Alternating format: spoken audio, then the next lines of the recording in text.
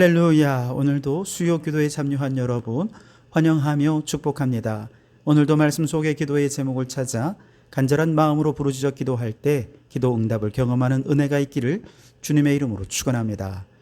자, 오늘은 열왕기 하 4장 38절에서 41절의 말씀으로 사망의 독의 해독제라는 제목으로 은혜를 나누고자 합니다. 여러분, 우리가 살고 있는 이 세상에는 알게 모르게 사망의 독이 많이 퍼져 있죠. 우리가 너무 잘 아는 사망의 독, 코로나 바이러스 있죠.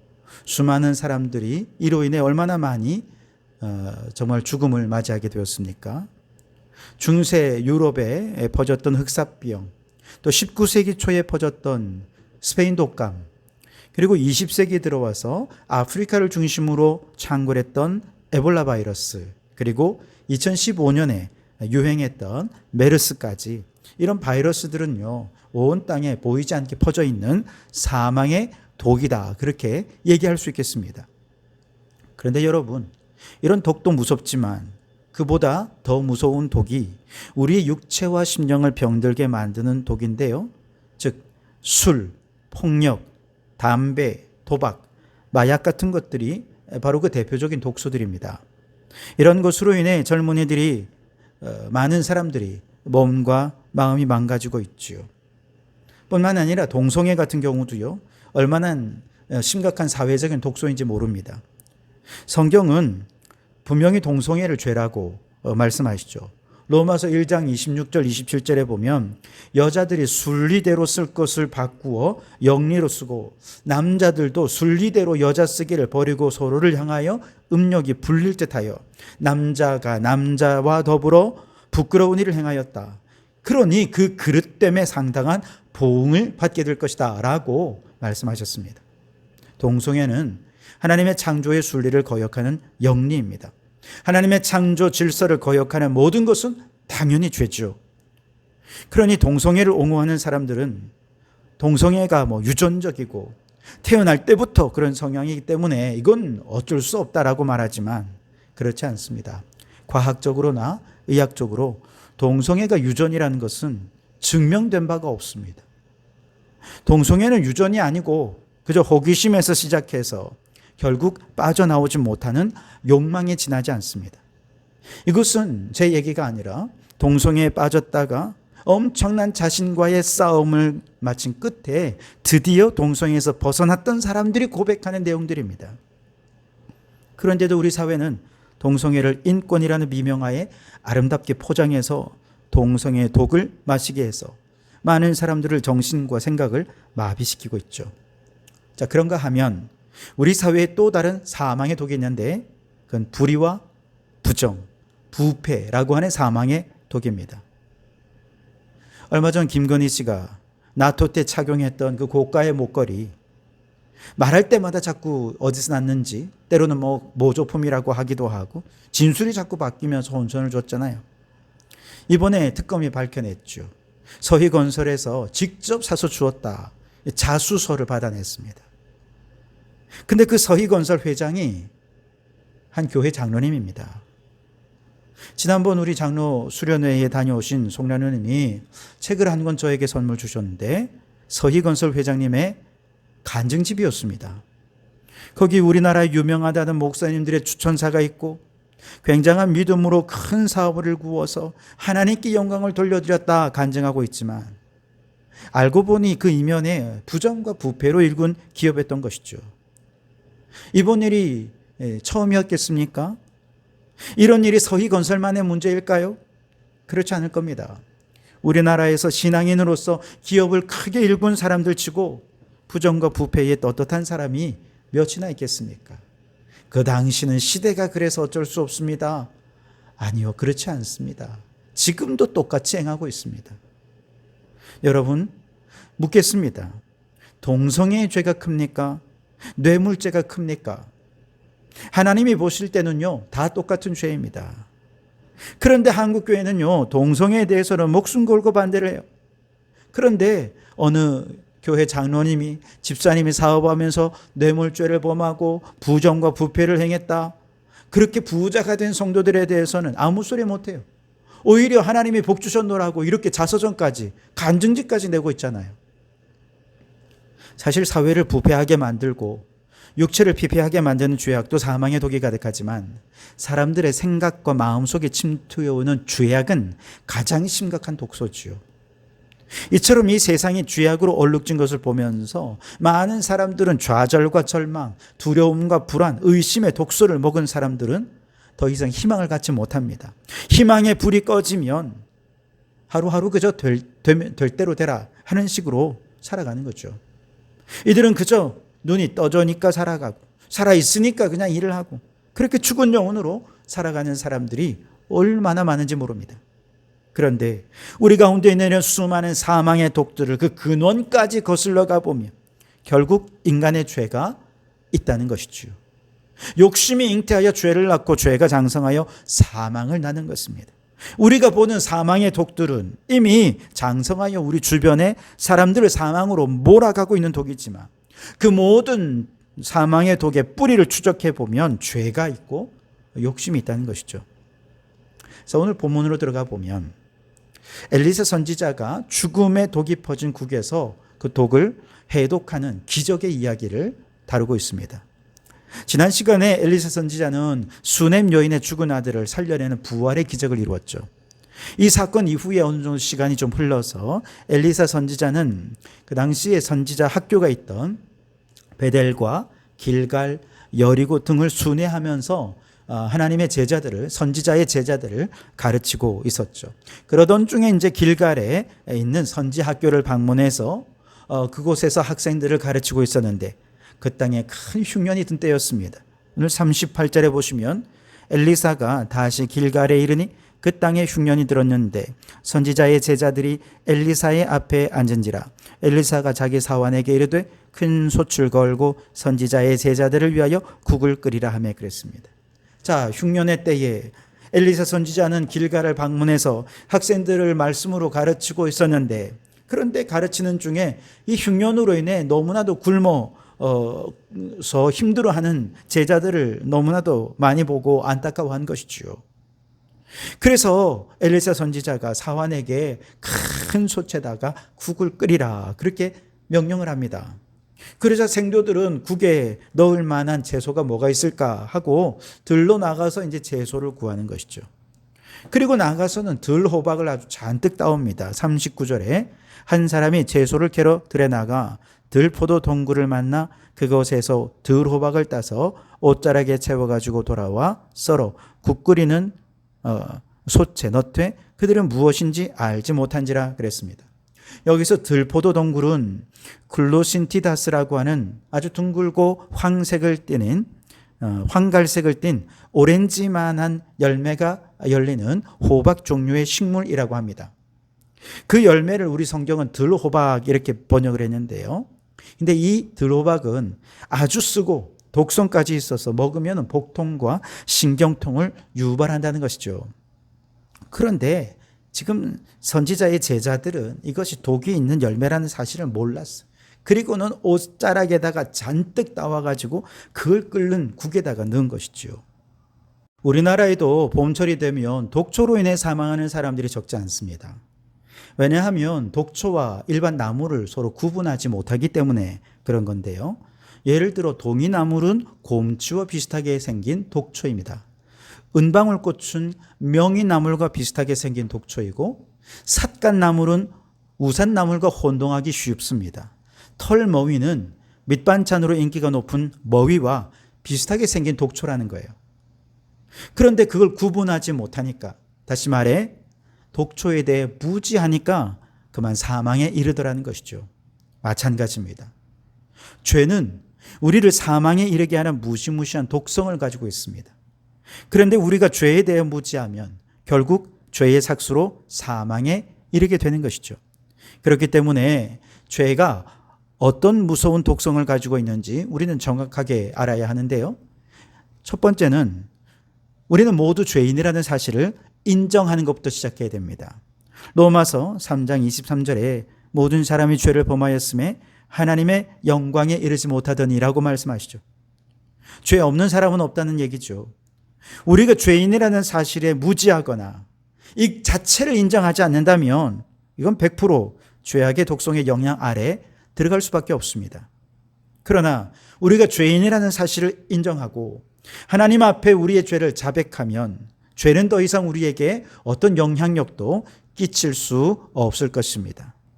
두 번째로 그 죄는 사람을 미혹하는 특성이 있습니다. 에덴 동산에서 뱀이 하와를 미혹했던 결정적인 말이 있죠. 너도 하나님처럼 지혜롭게 될 거야.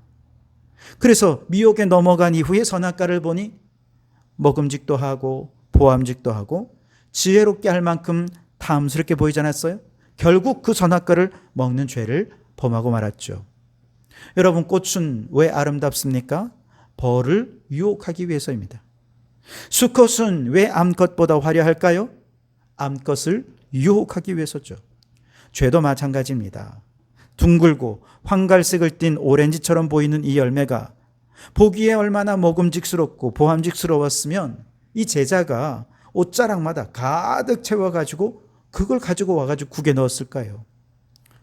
마찬가지예요. 죄는 지금도 사람들을 미혹해서 먹음직도 하고 보암직도 하고 지혜롭게 할 만큼 탐스럽게 여겨서 결국 우리를 사망에 이르게 하는 것이지요.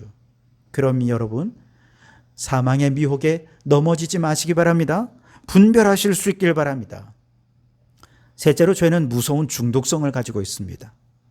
본문에서 제자들도요, 아무것도 모른 채 국을 마셨다가 그만 그 독성에 중독이 되는 바람에 큰 고통에 빠졌습니다. 마약과도 같은 것이죠. 마약은 한 번도 안 한 사람은 있지만 한 번 하면 멈출 수가 없잖아요. 그래서 몇 년 전에 일반 에너지 드링크 음료에다가 마약을 타서 학원 앞에서 무료로 학생들에게 나누어 줬던 것이 뉴스에 난 적이 있지 않습니까? 마약이 그만큼 우리의 일상에 깊이 파고 들어왔다 하는 것도 있지만 마약은 한 번 맛보고 나면, 발들이고 나면 그 중독성 때문에 인간의 의지로는 그걸 끊을 수 없다는 걸 알기 때문에 이렇게까지 하는 것이죠. 술도 마찬가지고 음란함도 마찬가지고 컴퓨터 게임이나 핸드폰 게임도 마찬가지입니다. 모두 중독성 있는 죄악들이지요. 그러니 처음부터 발을 들여놓아서는 안 되는 것입니다. 넷째로, 죄는 아주 무서운 확장성을 가지고 있습니다. 하와가 혼자만 먹고 끝난 게 아니죠. 선악과를 아담에게 건네주었습니다. 함께 범죄하겠습니다. 술이나 마약도 또 게임 같은 것도요, 점점 사람들에게 권해서 그걸 확장시켜 가려 하는 특성이 있습니다. 불이나 부정도 마찬가지입니다. 부정과 불의는 저지르는 사람들은요, 결코 혼자 죄를 범하지 않습니다. 혼자 하는 사람들은 아주 하수예요. 더 많은 공범을 만들어 놓아야 하는 것이죠. 그래야 자신의 죄를 정당화시킬 수 있어요. 윤석열이 그걸 가장 잘한 사람이 아닙니까? 국민의힘을 공범 정당으로 만들고 보수주의자들은 모두 공범으로 만들었어요. 심지어 군인들까지 공범으로 만들었죠. 그러니 죄악에 가담한 그 누구도 함부로 죄를 시인할 수 없고 뻔뻔하게 죄를 인정하지 않을 수 있는 것이지요. 여러분, 우리가 죄에 대해 무지하면 죄로 인해 사망에 이를 수밖에 없습니다. 그러나 죄에 대해 알고 나면 얼마든지 죄를 이길 수 있습니다. 그러니 먼저 우리가 죄인이라는 사실부터 인정하십시오. 죄가 얼마나 우리를 교묘하게 미혹하고 있는지, 그 죄의 중독성이 얼마나 강력한지, 죄악은 코로나19가 확산되는 것처럼 정말 급속하게 확산되는 특징이 있다는 것을 이해해야 합니다. 이런 특징을 이해하고 죄를 잘 분별해서 죄에 넘어지지 마시고 죄가 우리에게 더 이상 영향력을 끼치지 못하도록 잘 차단해서 죄를 벗어나 사망에서 생명으로 옮기는 우리 성도들이 되실 수 있기를 바랍니다. 다시 본문으로 돌아와 보면, 자, 이 독이 든 채소가 든 국을 끓인 후에 이제 모두에게 국을 나누어 줍니다. 제자들은 오랜만에 배불리 뭔가를 먹을 수 있게 된 것이 너무 좋아가지고 이렇게 먹었는데, 큰일 난 것입니다. 여기저기서 난리가 났습니다. 40절 하반절에 보면 하나님의 사람이여 소태 죽음의 독이 있나이다. 그리고는 아무도 더 이상 이 음식을 못 먹게 된 것이죠. 죽음의 독이라고 번역된 표현은 히브리어로 마웨트라는 단어인데요, 이는 죽음, 사망이란 뜻입니다. 그러니까 원문에는 독이란 뜻은 없고요. 솥에 사망이 있습니다. 이런 의미죠. 아마도 음식을 먹은 생도들 가운데 강한 복통과 구역질을 하는 사람들이 생겨났을 것입니다. 국 속에 독이 들었다는 사실을 뒤늦게 깨닫고 놀라서 국 속에 죽음이 있습니다. 사망이 있습니다. 라고 소리친 것이죠. 이때 엘리사 선지자는 어떻게 이 문제를 해결했습니까? 41절에 보시면 엘리사가 이르되 그러면 가루를 가져오라 하여 솥에 던지고 이르되 퍼다가 무리에게 주어 먹게 하라 하매 이에 솥 가운데 독이 없어지니라 그랬습니다. 가루를 넣었다는 거예요. 해독제죠. 그러나 여러분, 그 해독제가 따로 존재하는 건 아닙니다. 원문에서 보면 이 가루를 그냥 밀가루라고 기록하고 있습니다. 밀가루를 넣는데 해독제가 되어 독을 없앴다는 것이죠. 이 밀가루에 어떤 해독 기능이 있어서 해독을 한 게 아닙니다. 가루 자체의 능력이 있었던 것이 아니라 하나님의 놀라운 능력이 이 가루를 통해 나타난 도구였던 것이죠. 결국 독이 든 국을 근본적으로 해독한 것은 어떤 수단이 아니라 하나님의 능력으로 그것을 해독해 낼 수 있었던 것이죠. 마찬가지입니다. 우리 사회에 만연해 있는 부정과 부패의 독, 동성애의 독, 술, 담배, 마약, 폭력 등 사망에 이르는 죄악의 독을 제거할 수 있는 것은 여러분, 이 세상에 그 어떤 해독제도 없습니다. 어떤 가루 찾지 마십시오. 이 가루에 해독제 집어넣으면 먹으면 다 중독에서 벗어날 수 있다. 그런 건 없습니다. 오직 하나님의 능력만이 사망의 독을 제거할 수 있는 유일한 해독제가 되는 줄 믿습니다. 시편 23편에 내가 사망의 음침한 골짜기로 다닐지라도 해를 두려워하지 않을 것은 주께서 나와 함께 하심이라 주의 지팡이와 막대기가 나를 안위하시나이다 그랬습니다. 사망의 음침한 골짜기를 다닐 수밖에 없는 우리가 유일하게 의지할 수 있는 것은 나와 함께 하시는 하나님이라는 것이죠. 사망의 독에 빠진 우리를 구할 방법은 오직 하나님의 능력밖에 없다는 것입니다. 그 하나님이 어떻게 우리를 죄와 사망에서 해독시켜 주셨습니까? 하나님의 아들 예수 그리스도의 살과 피를 가루처럼 십자가에서 그냥 갈아 넣은 것입니다. 그 예수님의 십자가에 예수님의 살과 피를 갈아 넣었더니 온 세상이 죄악에서 해독할 수 있게 되었다는 것이죠. 예수님이 죄악의 독을 대신 마시고 우리의 몸과 마음과 영혼에 퍼져 있는 죄악의 독을 해독해 주셨습니다. 예수님이 죄악을 대신 담당하시면서 이 사회에 만연해 있는 구조적인 죄악의 독성을 제거해 주셨습니다. 누구든지 예수님을 믿기만 하면 죄에서 해독되어 의로운 하나님의 자녀가 될 수 있게 된 것이죠. 그래서 십자가는 죄인을 의롭게 하는 하나님의 지혜요, 하나님의 능력인 것입니다. 그렇습니다, 여러분. 사망의 독이 가득한 사망의 음침한 골짜기를 지나는 우리들, 이미 사망의 독이 든 국을 마시고 고통과 절망에 시달리는 우리들에게 오직 유일한 해독제는 하나님의 능력이신 예수 그리스도밖에 없는 줄 믿습니다. 감사하게도 우리 주님은 우리가 죄를 자백하면 미쁘시고 의로우셔서 우리 모든 죄를 사하시고 우리를 깨끗게 하실 것이라 약속해 주셨습니다. 왜냐하면 그분은 우리가 죄에 대해서 벗어나 죄인에서 의인으로, 사망에서 생명으로, 마귀의 나라에서 하나님의 나라로 옮겨가기를 누구보다도 간절히 원하시는 사랑의 주님이시기 때문입니다. 그 간절한 사랑 때문에 주님은 우리를 대신해서 십자가에서 죽으시고 온몸의 살과 피를 고운 가루로 갈아서 해독제로 만들어 주신 것이죠. 그래서 누구든지 예수님을 구원자로 믿기만 하면 모든 죄악의 독이 해독되고 거룩한 하나님의 백성으로 새 생명을 누릴 수 있게 되는 줄 믿습니다. 바로 그 예수님의 사랑이 죄인인 우리를 사망에서 구원하실 유일한 능력이 되기에 예수님은 우리의 유일한 소망인 줄 믿습니다. 오늘 여러분의 마음속에 좌절과 절망이 독처럼 퍼져 있지는 않으십니까? 미움과 분노가 독처럼 퍼져 있어서 우리의 영혼을 점점 죽음으로 이끌어가고 있지는 않으십니까? 하나님의 능력이신 예수 그리스도를 믿으십시오. 이 믿음으로 해독하고 이 믿음으로 치유받고 구원받아서 예수 안에 새 생명을 얻게 되기를 바랍니다.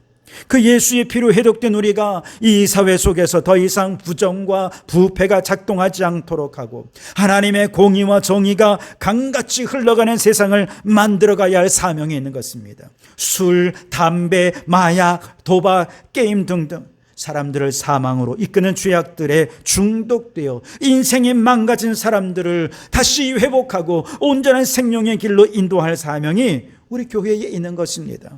인간의 죄로 인해 하나님의 창조 질서가 파괴되고 탄식하는 피조물들을 구원할 사명이 교회에 있는 것입니다. 예수의 붉은 피로 구원받은 적색 은총을 받은 우리가 녹색 은총을 회복하고 창조 질서를 회복해야 할 사명이 있는 것이죠. 그러므로 여러분, 우리의 희망 되신 예수 그리스도 그분을 의지하셔서 주님 안에 있는 생명이 우리 안에 흘러들어와서 우리 안에 모든 독소를 제거하고 예수의 생명으로 새 삶을 살아가는 우리 성도들이 다 되실 수 있기를, 그리고 이 세상을 예수의 피로 온전히 해독해내는 우리 교회가 될 수 있기를 주님의 이름으로 축원합니다. 기도하겠습니다. 하나님, 이 사회도 죄악의 독소가 퍼져 파멸과 절망을 향해 나아가고 있습니다. 우리는 죄에 대하여 무지하여 죄의 독성으로 인해 죽어가는 자가 되었습니다. 그러니 주여, 죄에 대하여 분명히 알고 깨어있게 해 주시옵소서. 우리가 죄인임을 고백하게 하시고 주님 앞에 우리의 죄인됨을 아뢰을 때마다 주님께서 우리의 모든 죄를 씻으시고 정결케 하여 주시옵소서. 죄가 가진 미혹성, 중독성, 확장성의 강력함을 깨닫고 분별하여 죄악이 침투하지 못하게 해 주시옵소서. 오 주님, 우리 속에 있는 죄악의 독소들로 인해 좌절하고 절망하고 불의하고 부패하였으며 중독에 빠진 이 죄인들을 하나님의 능력이신 예수의 보혈로 씻어 주시옵소서. 치유하여 주시고 회복하여 주시옵소서. 다시는 죄의 영향력 안에 빠지지 않도록 우리를 지켜 보호하여 주시옵소서. 나아가 여전히 죄 가운데 있는 이 세상에 예수의 가루를 뿌려 공의롭고 정의로운 사회로 창조 질서가 회복된 피조색으로 변화시켜가는 사명 잘 감당하는 저희들이 되게 해 주시옵소서. 예수님 이름으로 기도하옵나이다. 아멘.